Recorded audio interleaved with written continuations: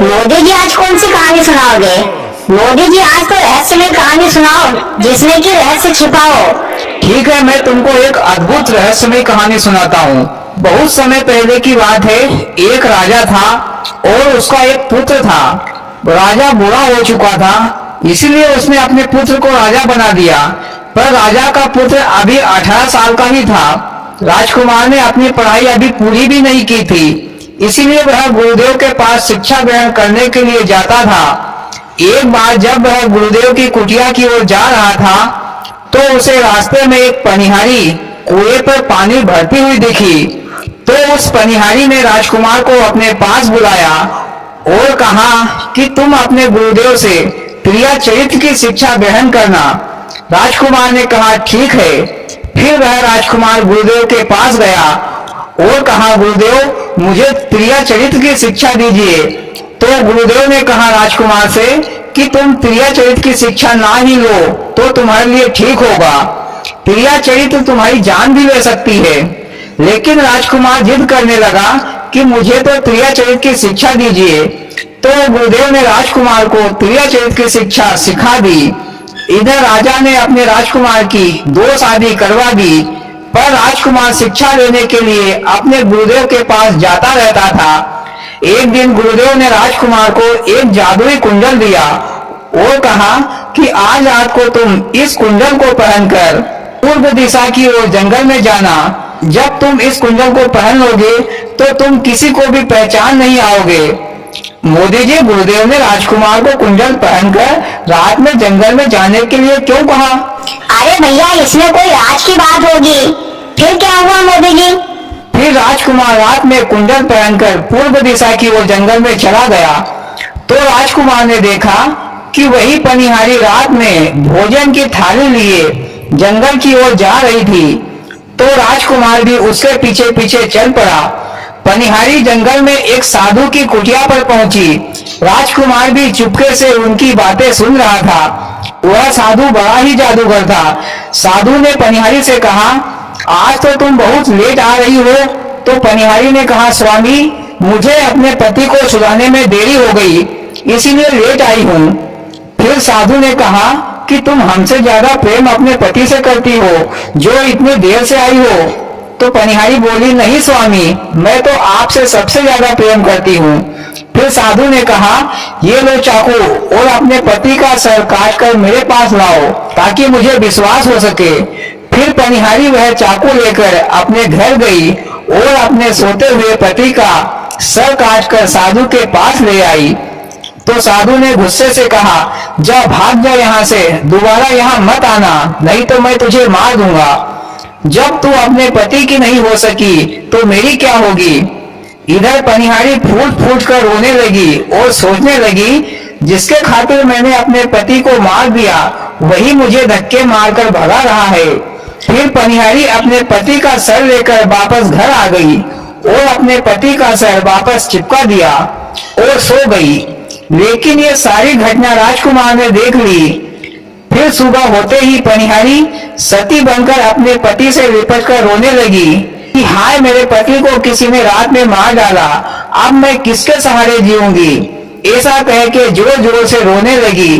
मोदी जी, पनिहारी तो बहुत ढोंग कर रही है, खुद ने पति को मार दिया है और आप पछता रही है। हाँ भैया, वह दिखावे के लिए रो रही थी कि गांव वाले समझे कि वह अपने पति से कितना प्रेम करती थी। फिर सभी गांव वाले लाश को जलाने के लिए जंगल में ले गए। तो पनिहारी ने कहा, मैं भी अपने पति के साथ सती होना चाहती हूँ। फिर वह भी अपने पति की चिता पर बैठ गई। लेकिन पनिहारी ने राजकुमार को देखा तो राजकुमार से कहा कि तुम मेरी एक बात जरूर याद रखना, जब भी तुम किसी चटाई पर बैठो तो उसे उठाकर झटकार देना। फिर पनिहारी चिता में आग लगाकर सती हो गई।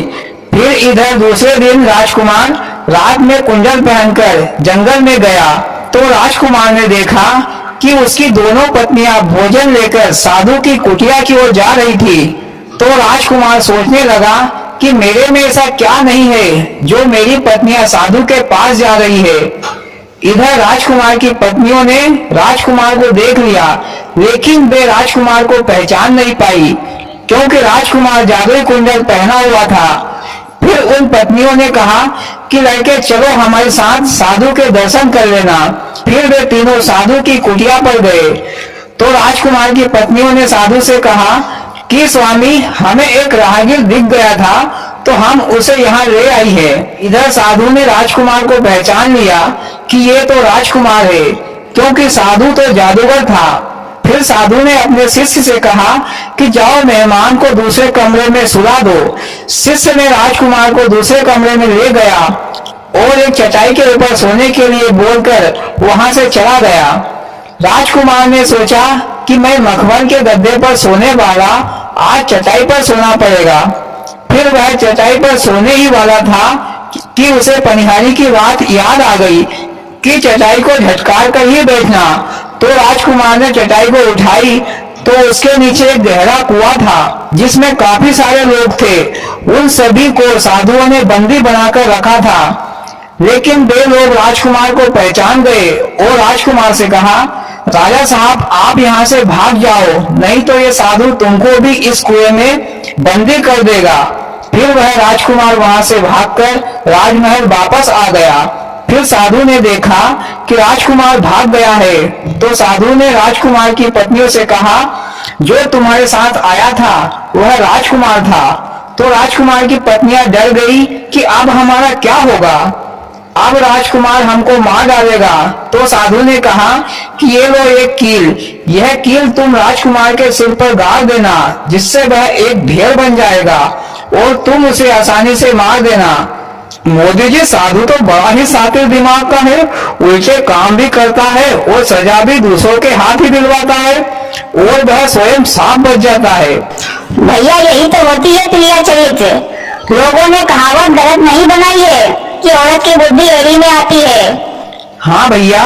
फिर वे पत्नियां हिम्मत करके राजमहल में पहुंची तो राजकुमार ने उनसे कहा कि जाओ यहाँ से, इस महल में तुम्हारे लिए कोई जगह नहीं है। पर राजकुमार की पत्नियां रोने लगी, राजकुमार से माफी मांगने लगी और कहती है कि उस साधु ने हम पर जादू कर दिया था, इसलिए हम वशीभूत हो गए थे।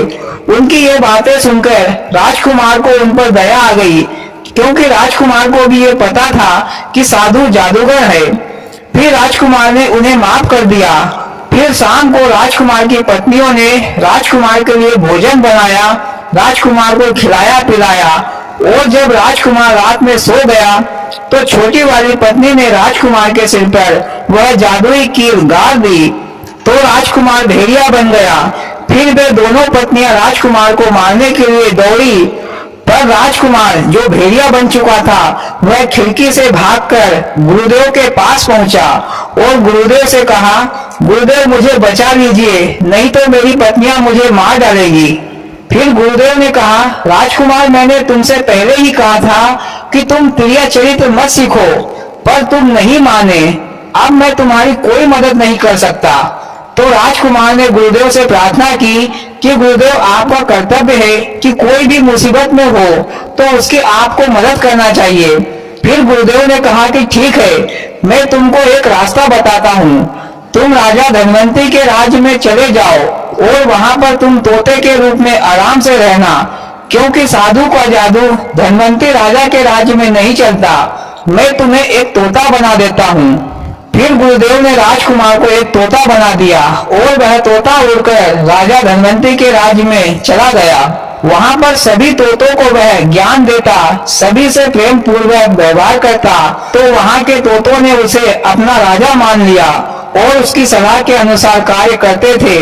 इधर वे राजकुमार की दोनों पत्नियां साधु के पास गई और कहा कि स्वामी, राजकुमार तो हमें कहीं भी नहीं मिल रहा है, तो हम उसे कैसे मारेंगे। तो साधु ने अपने जादुई कांच में देखा कि राजकुमार एक तोता बनकर रह रहा है। साधु ने राजकुमार की पत्नियों से कहा कि राजकुमार राजा धनवंती के राज्य में एक तोता बनकर रह रहा है, तो तुम उस तोते को पकड़कर मार डालो। फिर राजकुमार की पत्नियों ने सभी शिकारियों से कहा कि जो भी तोता पकड़कर लाएगा उसे 5 सोने की मुद्राएं दी जाएगी। फिर सभी शिकारी तोते पकड़कर लाते और 5 सोने की मुद्राएं ले जाते। फिर राजकुमार की पत्नियां उन तोतों को मार देती। मोदी जी, राजकुमार की पत्नियां शंका गई थी क्या, जो बेचारे बेजुबान तोतों की हत्याएं करने झुकी है? शंका क्या गई थी, वो तो बौखला गई थी। फिर एक दिन एक शिकारी धनवंती राजा के राज्य में पहुंचा। जिस पेड़ पर राजकुमार तोता रहता था, वह शिकारी उस पेड़ के पास गया। उस पेड़ पर 100 तोते बैठे थे। शिकारी ने सोचा कि मैं इन सारे तोतों को मैं पकड़ लूंगा तो मुझे काफी सारी मुद्राएं मिलेंगी, पर इनको पकड़े तो कैसे पकड़े। फिर उस शिकारी ने गोंद का इंतजाम किया और उस पूरे पेड़ पर गोंद लगा दिया। फिर वे तोते शाम को पेड़ पर रहने के लिए आए तो सारे तोते गोंद लगने के कारण चिपक गए। फिर वे सारे तोते उस राजकुमार तोते से बोले कि अब हम सारे तोते पकड़े जाएंगे, अब हम कैसे बचें। फिर उस राजकुमार तोते ने कहा, जब कोई भी हमें पकड़ने के लिए आए तो उस समय हम सारे तोते उल्टे लटक जाएंगे, जिससे कोई भी हमें पकड़ेगा तो उसे लगेगा कि हम मर चुके हैं। पर सब लोग अपनी गिनती कर लो कि हम कितने तोते हैं। तो सारे तोतों ने गिनती की तो वे सारे तोते 100 निकले। जब हमें कोई भी पकड़ने के लिए आएगा, जब वो हमें पकड़कर नीचे फेंकने लगेगा मरा हुआ जानकर, जब तक हम पूरे 100 तोते नीचे नहीं फेंक दिए जाएंगे तब तक कोई नहीं उड़ेगा। जब हम सारे 100 तोते नीचे गिर जाएंगे तब हम सब एक साथ उड़ जाएंगे। फिर सारे तोतों ने कहा कि हाँ, ऐसा ही करेंगे। इधर दूसरे दिन सुबह वह शिकारी तोतों को पकड़ने के लिए आया तो शिकारी ने देखा कि सारे तोते उल्टे लटक रहे हैं। लगता है कि सारे तोते मर गए। मेरी सोने की मुद्राएं पानी में चली गई। फिर वह शिकारी झाड़ पर चढ़ा और एक एक तोते को चप्पल चप्पल कर नीचे फेंकने लगा। उस शिकारी ने 99 तोतों को नीचे फेंक दिया। इसके बाद उस शिकारी के जेब से एक चाकू गिरा तो सभी तोतों ने सोचा कि हम पूरे 100 तोते गिर चुके हैं। फिर सारे तोते एक साथ उड़ गए, लेकिन राजकुमार तोता पेड़ पर ही रह गया। शिकारी ने देखा कि सारे तोते तो मुझे बेवकूफ बनाकर उड़ गए। फिर शिकारी ने उस राजकुमार तोते को पकड़ लिया। फिर शिकारी उस राजकुमार तोते को पकड़कर ले आया। फिर राजकुमार तोते ने शिकारी से कहा कि भाई, तुम मुझे कहाँ ले जा रहे हो? तो शिकारी ने कहा कि मुझे 5 सोने की मुद्राएं मिलेंगी तो मैं तुम्हें रानियों के पास ले जा रहा हूँ। तो राजकुमार तोते ने कहा, अगर तुम्हें 1000 सोने की मुद्राएं मिले तो तुम मुझे बेचना चाहोगे? शिकारी बोला कि हाँ जरूर, मुझे तो पैसों से मतलब। फिर तोते ने कहा कि यहाँ पास के बाजार में तुम मुझे बेच देना। कोई भी पूछे कि तोते की कीमत क्या है तो तुम बोलना कि तोता खुद बताएगा। फिर वह शिकारी तोते को बेचने के लिए बाजार पहुंचा, पर कोई भी 1000 सोने की मुद्राएं में उस तोते को खरीद नहीं पाए। शाम हो गई, लेकिन राजा धनवंती का नियम था कि बाजार में किसी का भी कोई सामान नहीं दिखता था तो उसे राजा स्वयं खरीद लेते थे। फिर राजा शाम को बाजार पहुंचे और उस तोते के बारे में पूछा कि यह तोता कितने का है। तो शिकारी ने कहा कि महाराज, तोता अपनी कीमत खुद बताएगा। फिर तोते ने राजा से कहा कि जो भी 1000 सोने की मुद्राएं देगा वही मुझे खरीद पाएगा। पर 1000 सोने की मुद्राएं ज्यादा थी, पर राजा नहीं खरीदता तो उसका नियम टूट जाता। इसलिए राजा ने 1000 सोने की मुद्राएं देकर तोते को खरीद लिया। फिर राजा ने तोते को राजमहल में ले आया। तोता राजमहल में राजा से अच्छी अच्छी बातें करता। राजा को भी अब वह तोता मन को भा गया। राजा ने उस तोते को अपनी पुत्री को दे दिया और कहा कि तुम ही इसकी देखभाल करना। फिर राजा की पुत्री यानी कि राजकुमारी तोते को नहलाती, खाना खिलाती और उससे बातें करती। एक दिन जब राजकुमारी तोते को नहला रही थी तो उसको तोते के सिर पर एक कील दिखी। तो राजकुमारी ने उस कील को निकाल दी तो वह तोता राजकुमार बन गया। राजकुमारी ये सब देखकर हैरान हो गई। फिर राजकुमार ने राजकुमारी से कहा कि तुम वो कील वापस मेरे सिर पर डाल दो। रात में वह कील निकालना, तब मैं तुम्हें अपने बारे में बताऊंगा। फिर राजकुमारी ने वापस वह कील सिर पर डाल दी। इसके बाद रात में राजकुमारी ने अपने कमरे में जाकर वह कील निकाली। फिर वह तोता राजकुमार बन गया। राजकुमार ने राजकुमारी को अपने बारे में सारी बात बता दी। राजकुमारी ने उसकी बातें सुनी तो राजकुमारी को राजकुमार से प्रेम हो गया। फिर वह राजकुमारी रोजाना रात में राजकुमार से बातें करने लगी। इधर राजकुमार की पत्नियां परेशान हो चुकी थी, इसलिए वे पत्नियां साधु के पास पहुंची और कहा कि राजकुमार तो उन्हें कहीं भी नहीं मिल रहा है। फिर साधु ने अपने जादुई कांच में देखा कि राजकुमार राजा धनवंतरी के पास तोता बनकर रह रहा है। फिर साधु ने कहा कि हम राजा धनवंतरी के राज दरबार में जाएंगे, वहां पर नाचेंगे गाएंगे तो राजा खुश होकर हमें इनाम देगा।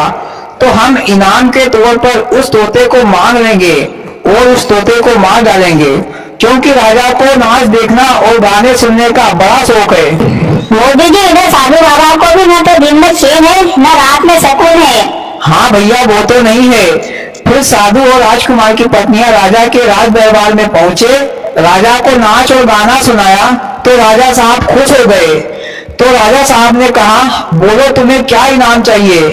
तो साधु ने उस तोते को इनाम के तौर पर मांगा, पर तोते ने राजकुमारी से कह दिया था कि कोई भी उसे मांगे तो वह उसे ना दे, अगर देने की नौबत आए तो वह पिंजरा बाहर फेंके, फिर मैं खुद संभाल लूंगा।